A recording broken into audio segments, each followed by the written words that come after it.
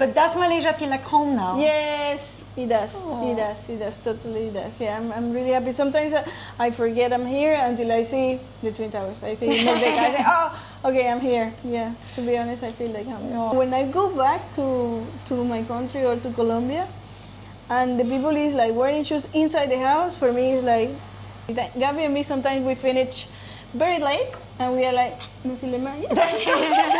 So we love that one. With our team members, we are always eating local. Like, they really love, we're always in when it's local food. This is Asmi, a Venezuelan businesswoman that has moved to Malaysia just before pandemic and has started the coffee and cocoa business that has been growing with a light speed and changing the scene of coffee and chocolate in Malaysia. She's got a Malaysian team and works with a lot of Malaysian local brands, embracing Malaysian culture like a pro. I'm extremely curious, how was her journey moving to Malaysia? What has surprised her the most? And as an expert in taste, what's her take on Malaysian food? And I also have a very exciting announcement, so stick around till the end. First, how did you end up in Malaysia? And how did you grow your business to the size we just saw? Okay, I think within such a short period of time. To be honest, there are many things that help it for everything to happen. And I may say something I always mention to entrepreneurs, like, you can have a great idea, make it like if tomorrow you will find either the money or the person who will help you to make it happen. So I truly believe in luck, because yes, I believe in luck, but you have to be ready for it. So what happened to me, the first question is how I ended up here. As you may know, Venezuela is struggling for many problems, like politically, economic, and many things. So many Venezuelans have to leave the country. In my case, I was always working abroad and coming back.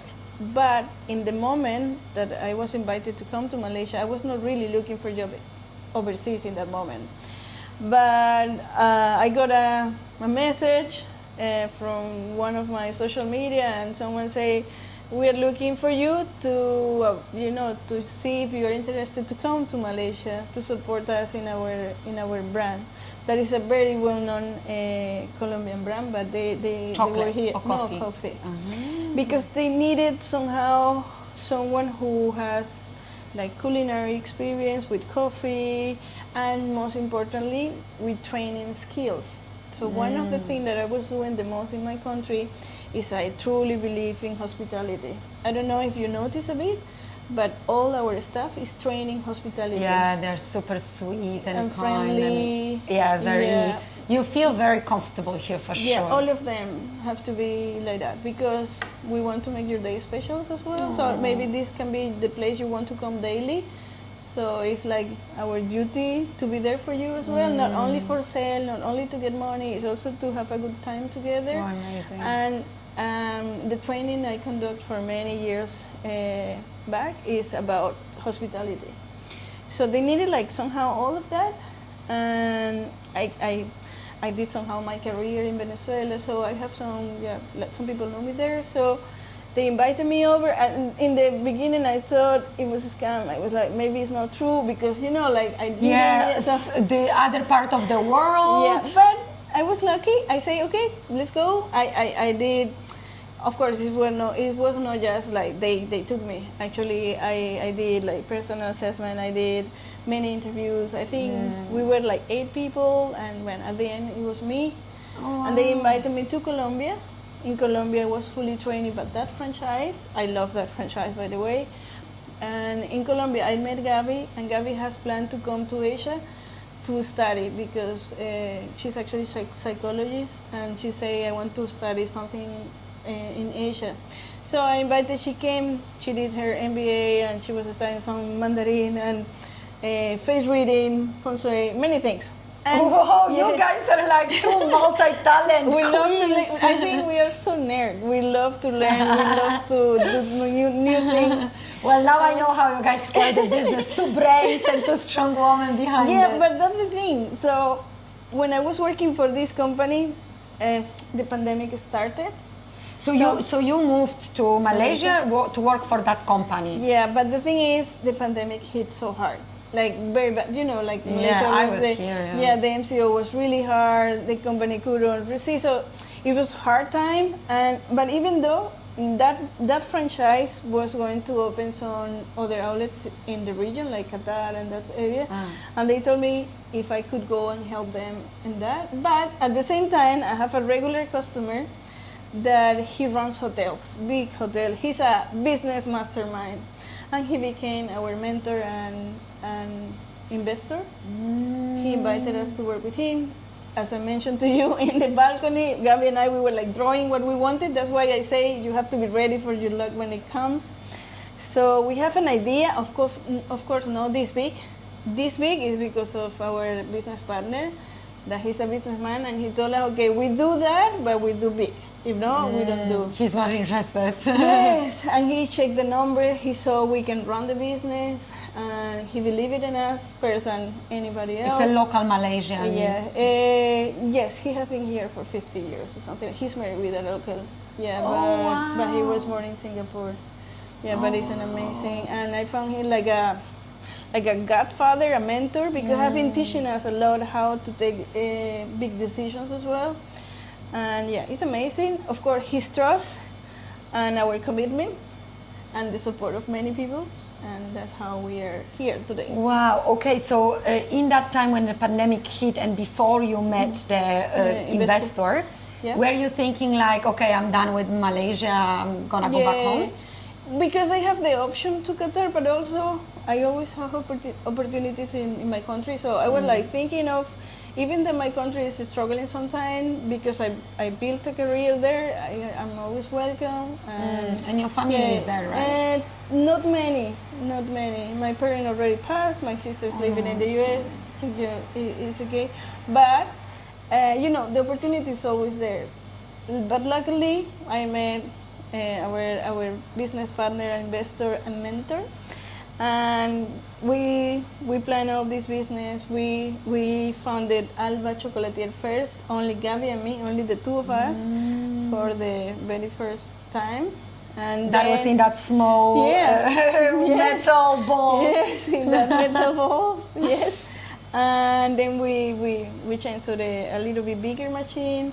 Now with those bigger machines, we were doing great, and we couldn't cope with the orders, so we decided to grow big. Wow. And with the coffee, we did a little bit differently. We are like betting more because we decided to go bigger in the first step. Right. So it's also challenging, but it's amazing when you are starting to get orders that you never thought about it, like tons or few hundred kgs. The most beautiful thing that can happen to the business, it's right? Amazing, and then when you have someone that grateful. Supports you and can actually fulfill that, Yep. because then it's the best that can happen. But then if you can't fulfill it, it's such a pain, right? It is. Well, congratulations on your part. It's really incredibly inspiring, Thank you. Also as a foreigner, right? Yep. And coming into the completely new land and new culture, and a little bit about that. So when you came first to Malaysia, have you ever been to Malaysia before? No.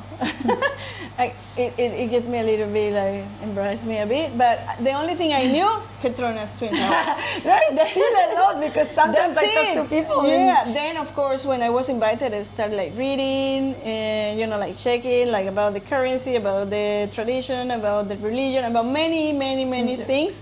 Okay, I get to know more about Malaysia. Okay, but even though I was so excited, and when I came, the people is so welcoming, and the locals are amazing. To be honest, I feel like home since the day one. They make me feel really welcome. So I cannot say anything about that.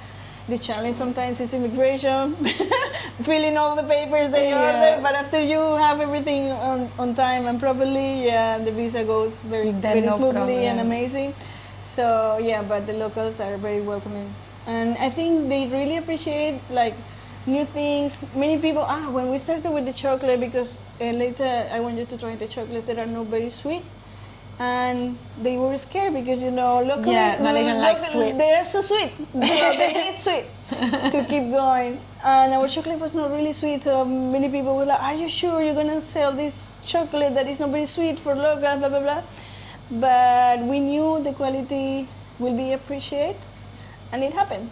So what is the usual feedback from Malaysians to your chocolate? It's and to your funny coffee? because in the early stage they are panicking, like, oh, too dark, and they think it's gonna be bitter. But when they try and it's fruity, they are like, I don't know, chocolate can taste like that. So I think it's awaken new flavors and taste. And appreciating Yep. this quality and the premiumness Yeah. of the chocolate. And we found out that after pandemic, the people is more aware about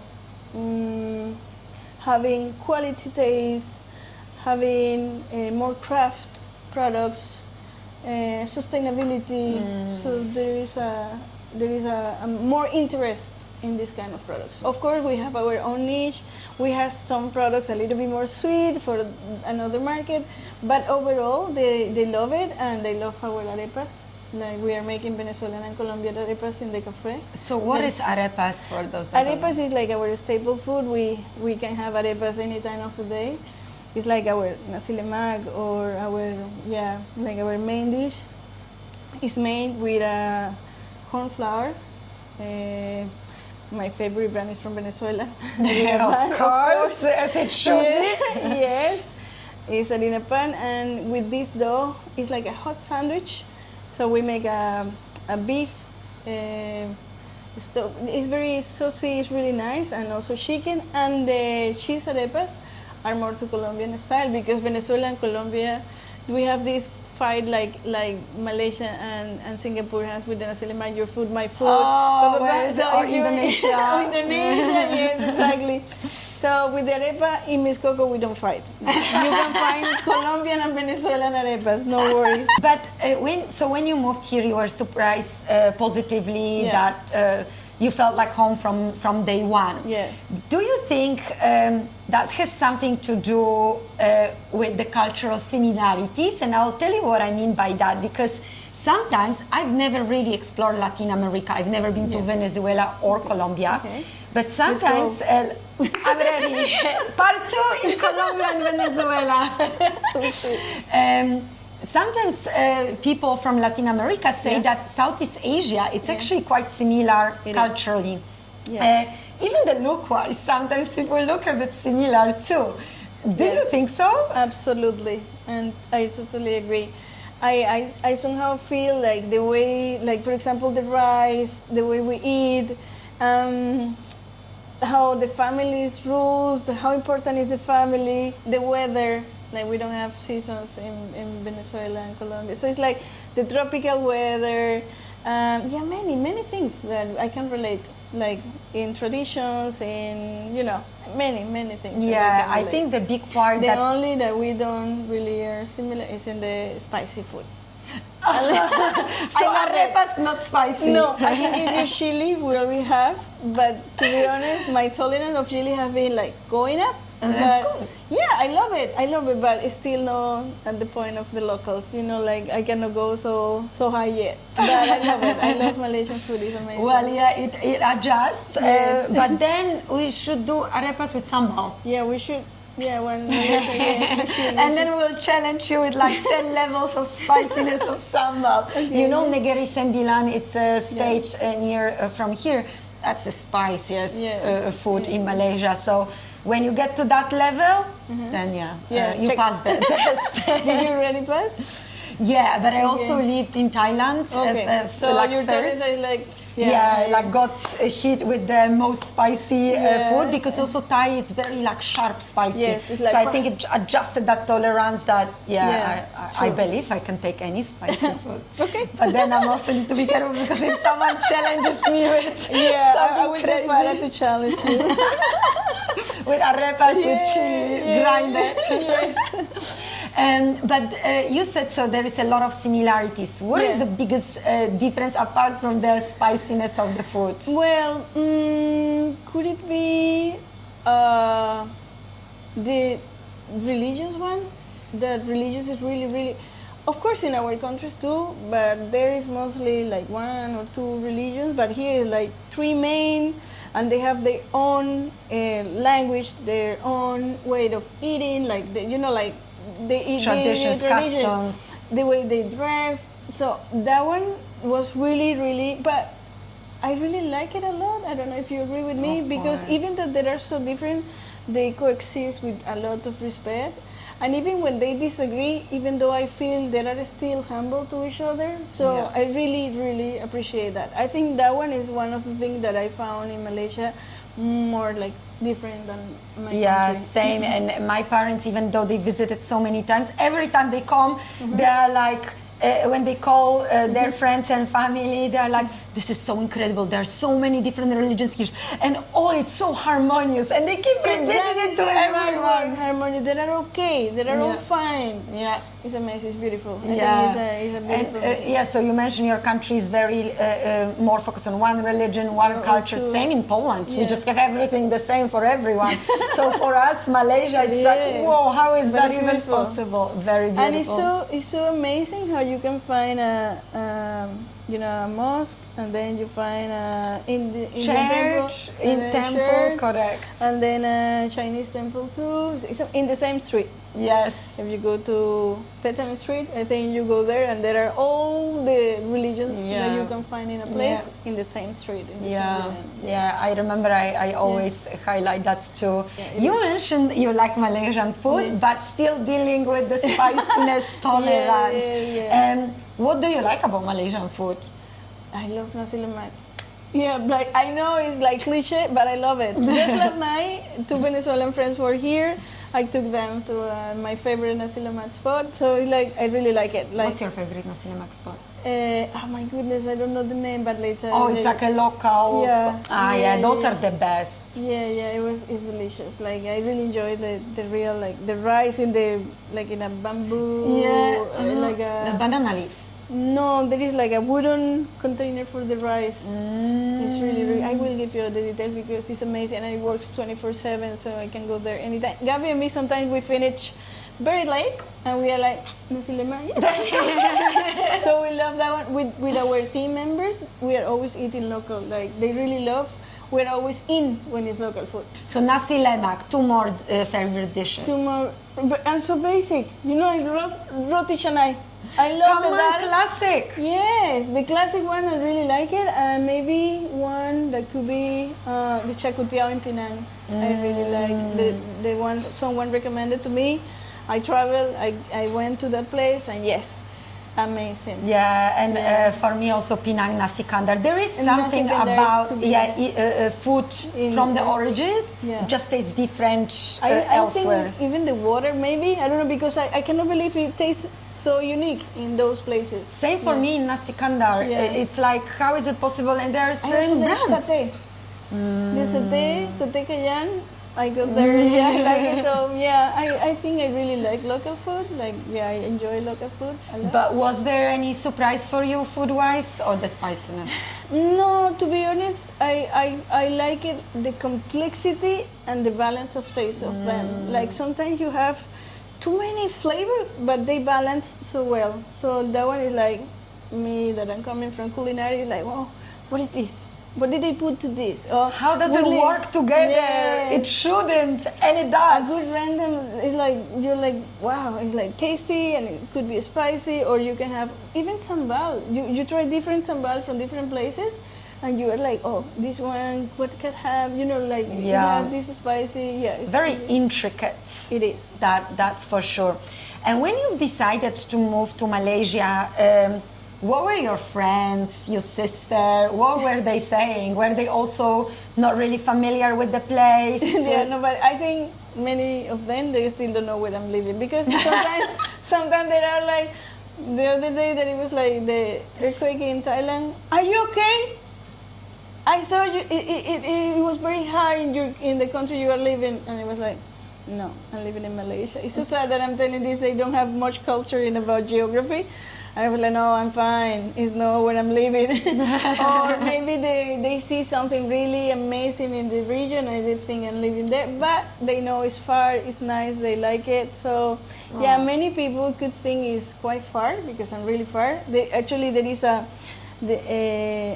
point in Malaysia that if you cross the globe, like the earth, you can go to Colombia. So we are really like in the other side of the world. So many flights to go back. Massive time difference. Yeah. But do you go back often? I try to go once a year at least, but I love traveling in the region. Yeah, because I really want to know the countries near to Malaysia. So I mix it, like, and also for working, I travel, so I try to go around, and maybe at least once a year I go back.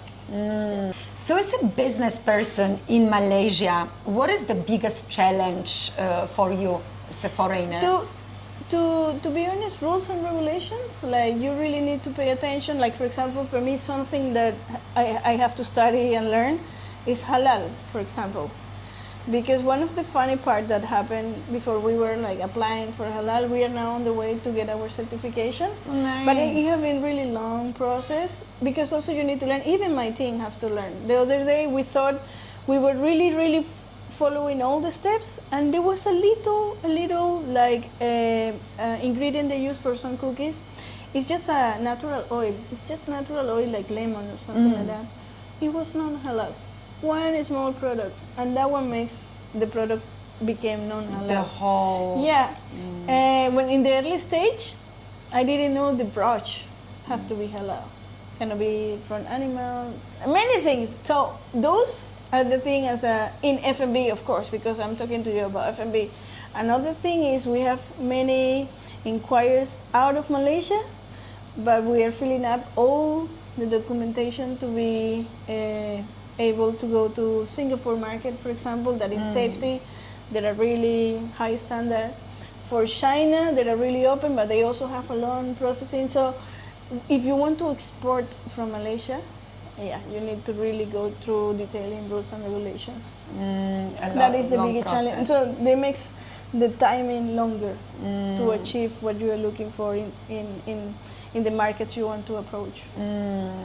And during this whole process, such accelerated business growth, do you think you are incorporating any Malaysian things into your personality, your lifestyle? How Malaysian are you? I think quite a lot, because somehow I'm more relaxed living my life. Like, I noticed that I really like calm. I'm gonna give you, let me think what example. Like removing my shoes. They remove their shoes everywhere, because they want to see, they just remove their shoes, and it's okay. It's like, by culture, it's fine. There is not a problem. In our countries, though, that kind of thing is not very well seen, so it's like, you shouldn't do it. So that is one example. I love to be barefoot here in my house. I'm barefoot, so it's something that it became, and when I go back to my country or to Colombia, and the people is like wearing shoes inside the house, for me it's like, it's okay, shouldn't be, should be, because I'm really used to this way. And about the knife, I'm really used to the fork and spoon. I'm not using the knife anymore. Same. Yeah, so it's like, I found like I'm really local. My food is really local. I eat a lot of, most of my meals are more to local food. Yes. So to be honest, that's why all arepas. All arepas. Yes, all arepas. Do you eat with your hands Malaysian food?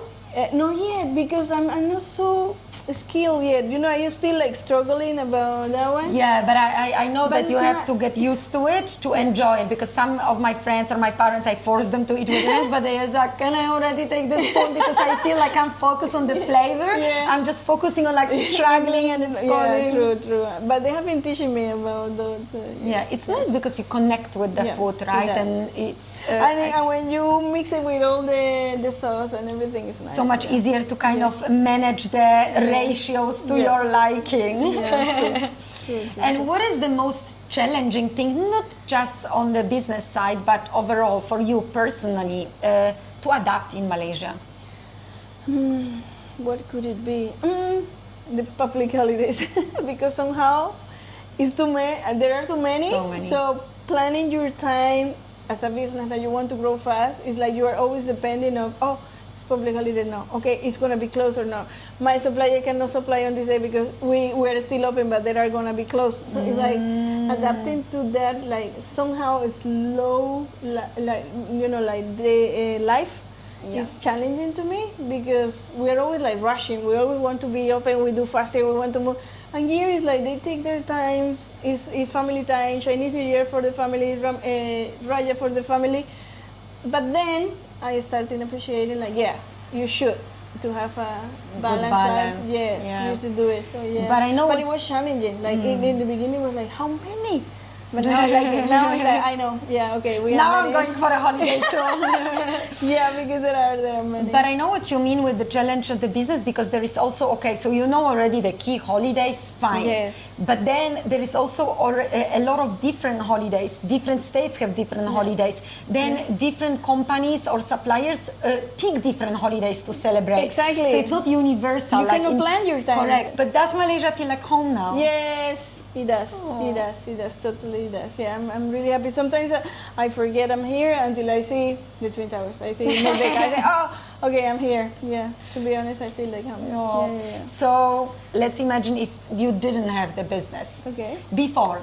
Yeah. Like you haven't set it up. Yeah. You stayed with that company that you worked for. Would you stay in Malaysia as well? If I have the opportunity again, of course, because I really enjoy living here. I think you have a quality life here. Even Yeah. public transport works well. The people is welcoming and friendly. Everything like it's a good life. It's a good way to live. And the safety. Here you feel so safe here in many sense, because even though not only about not being robbed or something, also about, for example, in the MCO, I feel safe here. I was one of the first volunteers for AstraZeneca. Many people was scared about that vaccine, and Gabi and me, Just we signed volunteered. in. Yeah, it was so painful. We were so bad, but we survived. Yeah. Yeah, so the country was safe. Yeah. And And they very did it so- quickly yeah, rolled they it did out. so well for the citizens, and then for the elders and everything. So I feel they really took care of it. So yeah, I feel really happy here. Oh, Yeah. so happy to hear that. And yeah, you look very happy and cheerful, and your energy is incredible. Thank you. And yeah, Thank the you. hospitality, 100%. Thank you. And then it's so nice that That is it's from my hometown, Mérida. Mer- Mérida, we call ourselves gochos. We are the humble ones, to be honest. Any Venezuelan who is watching this, I think they could agree with me, because I think hospitality starts in our home. I remember when I was a kid, my mom, if we have someone visiting, they are like, did you offer water? Did you bring some coffee for them? Did you offer anything to them?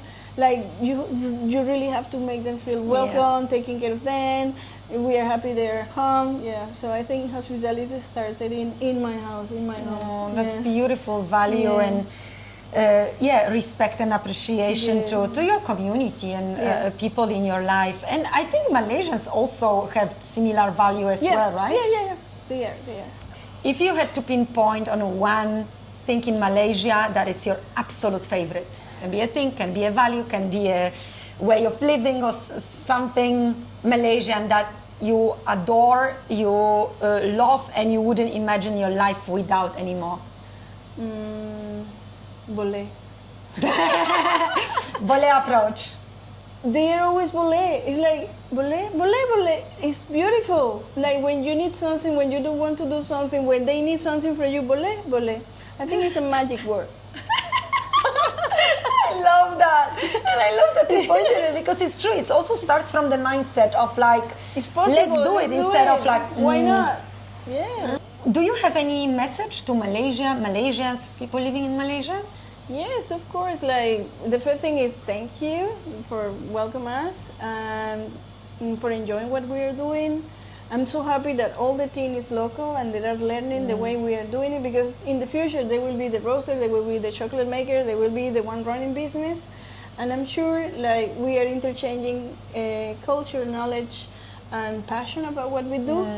So yeah, let's invite them over and see all these Malaysian people making great chocolate, serving great coffee.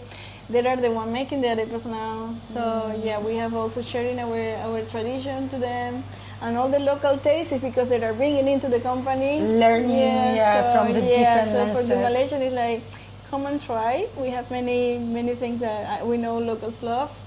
And yeah, I think, and thank you. Terima kasih.